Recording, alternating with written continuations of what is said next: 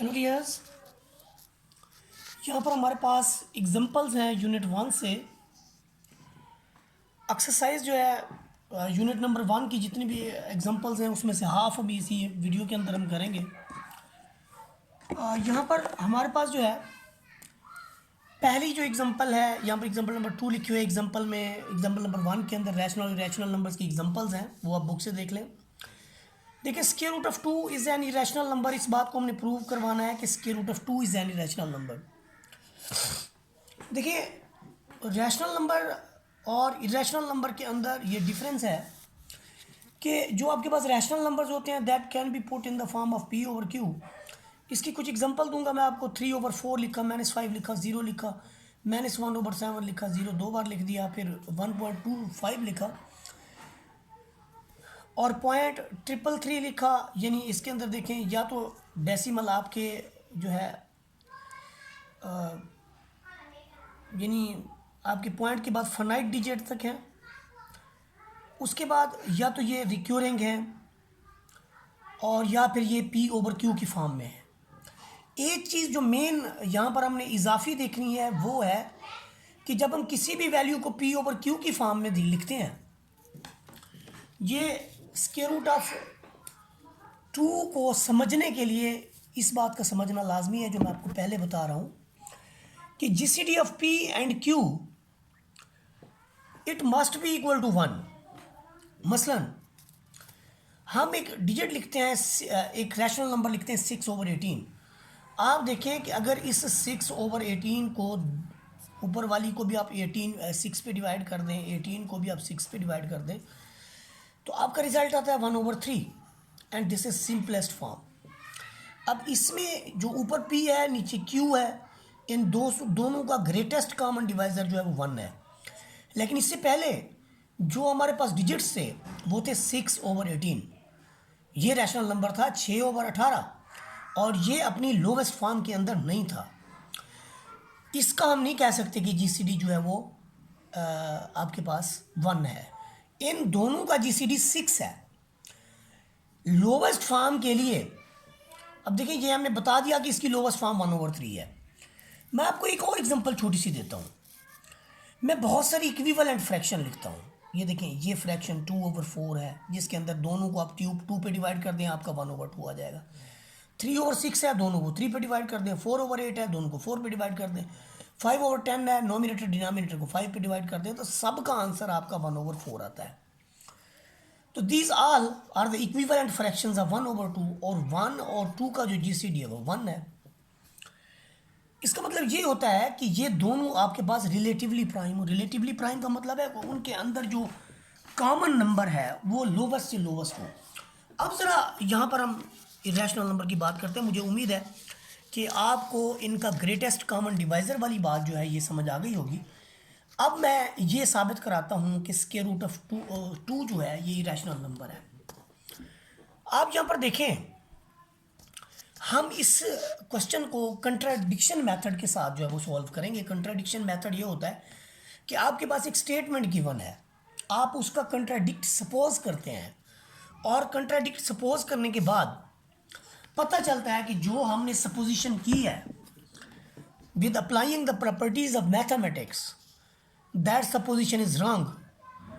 तो उस सपोजिशन के रॉन्ग होने के बाद हम उसका उलट प्रोसेस जो है, जो उसका दूसरा मेथड था जो हमने उसके कंट्रेरी सपोज किया था, उसको एक्सेप्ट कर लेते हैं कि जी बिल्कुल हमारी जो सपोज की हुई बात है वो गलत है और दूसरी बात जो है वो ठीक है जो गिवन है। अब contrary suppose that square root of 2 is rational. अब जो नंबर रैशनल होता है we can put in the form p/q और हमने इसको p/q की फॉर्म में पुट कर दिया। अब हमने क्या किया, इसके अंदर एक चीज़ ध्यान में रख लें कि जीसीडी 1 है, इसकी लोवेस्ट फॉर्म वो कहता है p और q अपनी लोवेस्ट फॉर्म में है, तो p/q स्क्वायर रूट ऑफ 2 के इक्वल है। अगर दोनों जाने मैं स्क्वायर ले लूँ तो p²/q² this is equal to 2 और p² आपके पास 2q² के इक्वल आ जाएगा। p² is equal to 2q², ये आपके पास इक्वेशन 1 है जिसे मैंने अगले पेज भी दोबारा लिख लिया है। यहाँ पर अब आप गौर करें, ये मैंने यहाँ पर भी इसको फॉर्म कर लिया है, मैंने इसको लिख लिया है।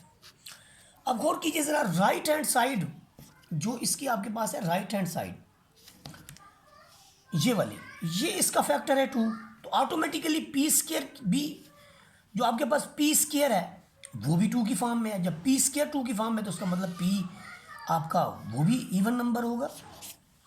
तो हम क्या करते हैं, p की जगह 2m रख देते हैं। यहाँ पर p की जगह हम 2m रख देते हैं, स्केयर खोलते हैं तो हमें पता चलता है कि 4m square is equal to 2q square, और इसे हम इक्वेशन नंबर 2 का नाम दे देते हैं। दोनों को 2 पे डिवाइड कर दें तो आपका बनता है 2m square is equal to q square. इस यहाँ से देखें, इस इक्वेशन से हमें पता चलता है कि q स्केयर, इसका जो लेफ्ट हैंड साइड है वो मल्टीपल ऑफ 2 है, यानी उसके अंदर 2 फैक्टर है, तो इसका मतलब q square has also factor 2। तो अगर आपके पास q स्केयर फैक्टर 2 रखता है तो इसका मतलब q इवन है, और जो इवन नंबर होता है उसे यानी 2 फैक्टर रखता है, तो q की जगह आप 2n पुट कर सकते हैं। तो यहाँ पर हम q की जगह क्या पुट करेंगे, 2n पुट करेंगे। जैसे देखिए नेक्स्ट इक्वेशन के अंदर हमने यहाँ पर q की जगह जो है वो 2n पुट किया तो वो आपका 4n हो गया, दोनों को 2 पे डिवाइड किया तो आपका m स्केयर 2n स्केयर की इक्वल हो गया।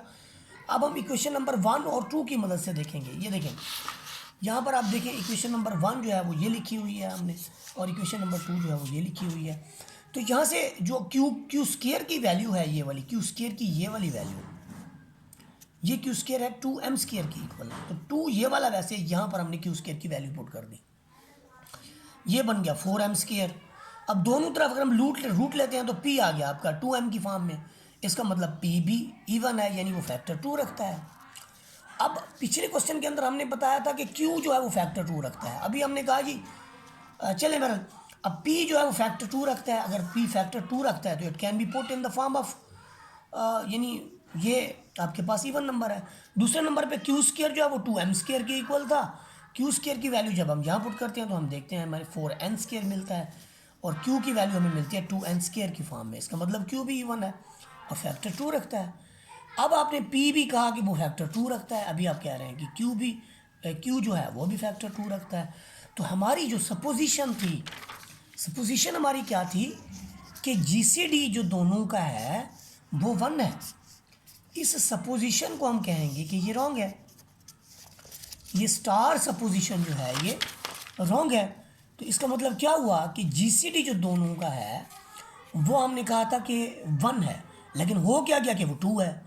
तो यहाँ पर हम एंड में क्या लिखेंगे, ये नेक्स्ट पेज पे ना जाने की वजह से मैं इस वो लिख रहा हूँ यहाँ पे, hence our supposition that square root of 2 is rational is wrong, ये रॉन्ग है कि रैशनल है। So square root of 2 this implies that square root of 2 is irrational number. इसके बाद हम काम करेंगे कि स्क्वायर रूट ऑफ 3 जो है वो हमारे पास जो है इरेशनल नंबर है। इसके सोल्यूशन को देखेंगे और ये हमारे पास होगी एग्जांपल नंबर 3। एग्जांपल नंबर 3 के अंदर देखें हमारे पास जो रिजल्ट्स हैं वो यूँ हैं कि तो यहाँ पर हम देखते हैं कि स्क्वायर रूट ऑफ 3 जो है वो रैशनल नंबर है या इरेशनल है। उसने कहा इरेशनल नंबर है। वही कंट्राडिक्टरी मेथड कि suppose square root of 3 square root of 3 is rational. अब हम ये कह रहे हैं कि ये रैशनल नंबर है। अगर ये रैशनल नंबर है तो फिर इसको पी और क्यू की फॉर्म में हम पुट कर सकते हैं, और हम कहते हैं कि इन दोनों का जो GCD है पी और क्यू दोनों जी के मेंबर हैं, with q is not equal to 0। Also GCD of p q this is equal to 1, और इसे हमने स्टार इक्वेशन का नाम दे दिया है। तो फिर अगर हम दोनों तरफ स्केयर ले लें इसका, तो ये आपके पास P square is equal to, ये देखें पी स्केयर और Q square is equal to 3, और यहाँ से हमें मिलता है P square is equal to 3 Q square. इसका मतलब पी स्केयर जो है वो फैक्टर 3 रखता है। अगर पी स्केयर देखें, ये इसकी राइट हैंड साइड जो 3 फैक्टर रखती है तो आपका पी स्केयर भी 3 फैक्टर रखता है। तो P square can be put in the form of 3p prime, और यहाँ पर जब आप 3p प्राइम रखते हैं पी स्केयर की जगह, तो यहाँ पर देखिए आपके पास जो पी स्केयर है ये वाला, इसकी जगह आप रखेंगे 3p प्राइम, तो यह आपका हो जाएगा 9p प्राइम का square is equal to 3q square. और इन दोनों को जब आप 3 से डिवाइड करेंगे, इस इक्वेशन को जब आप 3 से डिवाइड करेंगे तो हमें रिजल्ट ये मिलेगा। क्या रिजल्ट मिलेगा हमें? हमें मिलेगा जी 3p1 square this is equal to q square. Left hand side, अब इसका देखिए आप, आपके पास जो लेफ्ट हैंड साइड है इसका,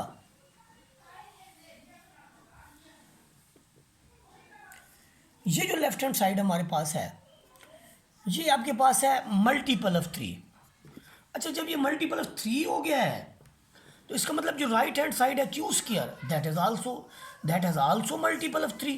तो फिर हम क्यू को 3 क्यू प्राइम अगर पुट कर दें और ये हम पुट करें इक्वेशन नंबर 3 के अंदर, तो हमें क्या रिजल्ट्स मिलेंगे? हमें रिजल्ट जो मिलेंगे वो ये मिलेंगे कि 3 prime p prime square is equal to 9 q prime square. दोनों को 3 पे तकसीम कर दें तो आपका p prime square is equal to 3 q prime square हो जाएगा। और देखें क्यू प्राइम पी प्राइम जो है वो आपके पास 3 क्यू प्राइम के इक्वल हो गया। इसका मतलब ये हुआ कि राइट हैंड साइड जो है वो फैक्टर 3 रखती है। इसका मतलब ये हुआ कि जब हम पी ओवर क्यू की फॉर्म में लिखें तो हम पी को लिखते हैं 3 पी प्राइम और क्यू को लिखेंगे 3 क्यू प्राइम। तो इसका मतलब क्या हुआ कि पी और क्यू के अंदर एक कदर मुश्तरक है, एक फैक्टर है, दैट इज़ 3। इसका मतलब ये हुआ कि हमने जो सपोजिशन की थी, हमने क्या सपोजिशन की थी कि GCD of p Q is 1, वो तो रॉन्ग हो गई कि जीसीडी पी और क्यू का वो तो 3 आ गया। इसका मतलब ये हुआ कि जो हमने सपोजिशन की थी कि जीसीडी पी क्यू का 1 है वो कंट्राडिक्शन। और इसका मतलब क्या हुआ कि square root of 3 is irrational number. इसके बाद हम कुछ एग्जांपल्स को टच देंगे। स्क्वायर रूट ऑफ 3 के बाद हम कुछ एग्जांपल्स को टच देंगे कम्प्लेक्स नंबर से पहले तक। कम्प्लेक्स नंबर से पहले तक जब जिन एग्जांपल्स को हम टच देंगे उनकी तरतीब कुछ इस तरह से है कि सबसे पहले देखें 4 एग्जांपल के बाद हमारा काम है 5 एग्जांपल को हमने ये प्रूव करवाना है कि एग्जांपल 5 के अंदर कि for any real number a b show that the following stating the properties used minus a into b minus a b this is equal to minus a b. तो उसके लिए कुछ नोट्स हमारे पास मौजूद हैं। हम उन नोट्स की मदद से देखें प्रॉपर्टीज़ का, मैथमेटिक्स की प्रॉपर्टीज़ का इस्तेमाल करते हुए इनको हमने शो करवाना है कि माइनस ए बी। देखिए अगर इस साइड पे कोई वैल्यू है उसे हम इस तरफ ले आते हैं तो वो आपका पॉजिटिव के अंदर होगा। इस पॉजिटिव ये अगर ज़ीरो की इक्वल आ जाता है तो हम कहेंगे कि ये प्रूव हो गया। तो दोनों में से अगर हम बी कॉमन ले लें तो ये दोनों एक दूसरे के आपके पास एडिटिव इन्वर्स हैं। ज़ीरो आ जाएगा डॉट बी और zero dot B is equal to zero. ये पहले हमने राइट डिस्ट्रीब्यूटिव प्रॉपर्टी का इस्तेमाल किया है। देखिए ये पहले पार्ट के बाद हमारे पास जो दूसरा पार्ट इसका है उसके अंदर जो यानी इसका जो है दिस शोज दैट कि minus a into b and a b are additive inverse of each other. So minus a into b this is equal to, यानी अगर वो एडिटिव इन्वर्स वैल्यू होती है तो उसका इक्वल ही होता है वो उसके इक्वल।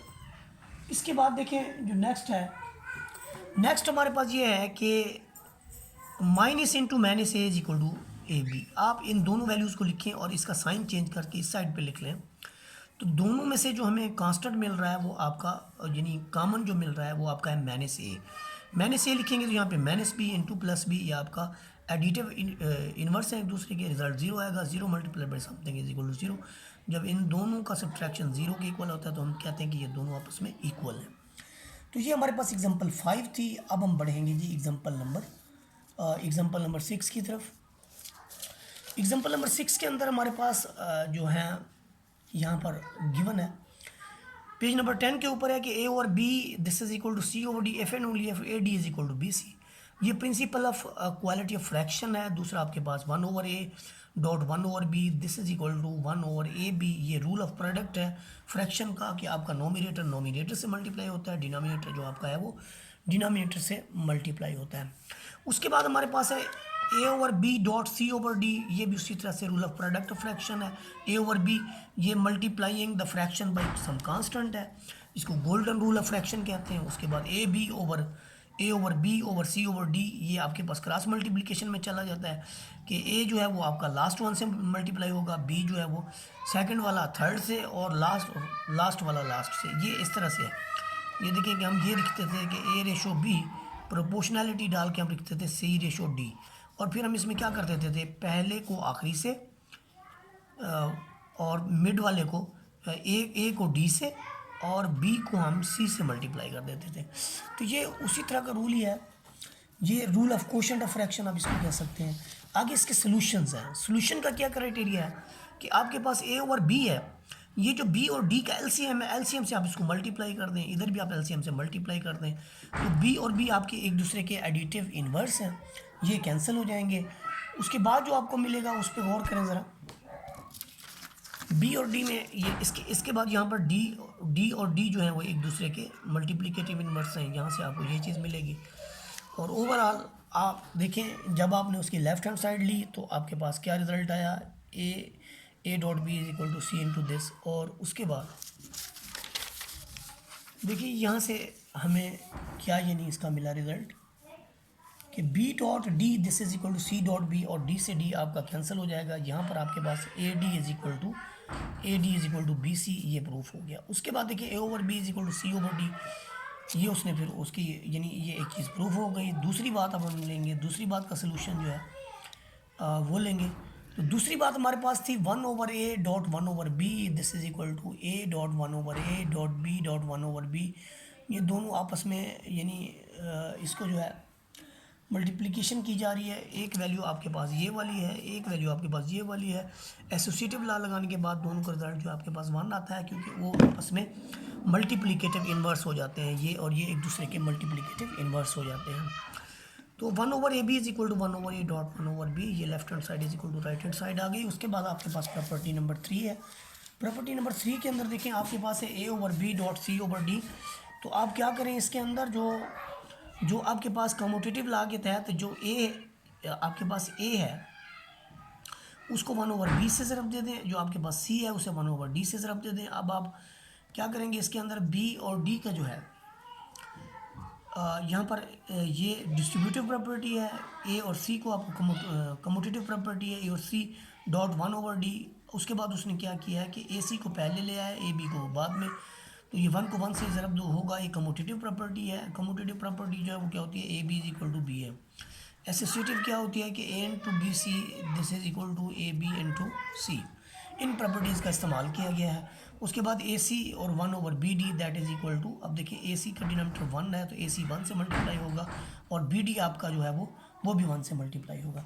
इसके बाद आपके पास है जी नेक्स्ट रूल, जिसे गोल्डन रूल कहा गया है कि आप सेम नंबर से उसको मल्टीप्लाई भी कर सकते हैं ऊपर और नीचे।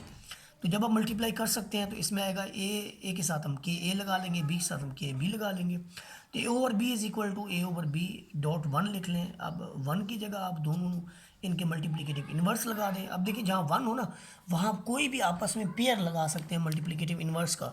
तो के डॉट 1 ओवर के, इसका मतलब ये है कि के और 1 ओवर के एक दूसरे के मल्टीप्लिकेटिव इन्वर्स है, तो वो हमने लगाया तो हमारे पास ये प्रूफ हो गया। उसके बाद A over B over C over D this is equal to A D over B C. तो हमने इसकी लेफ्ट हैंड साइड ली है, लेफ्ट हैंड साइड में A over B C over D है। तो बी डी से हमने इस फ्रैक्शन को ऊपर और नीचे मल्टीप्लाई कर दिया। मल्टीप्लाई करने से क्या मिला हमें कि दो चीज़ें आपके पास मल्टीप्लिकेटिव इन्वर्स बन जाएंगी, ये वाली और नीचे वाली। उसके बाद जो हमें रिजल्ट्स मिलेंगे वो रिजल्ट्स ये हैं कि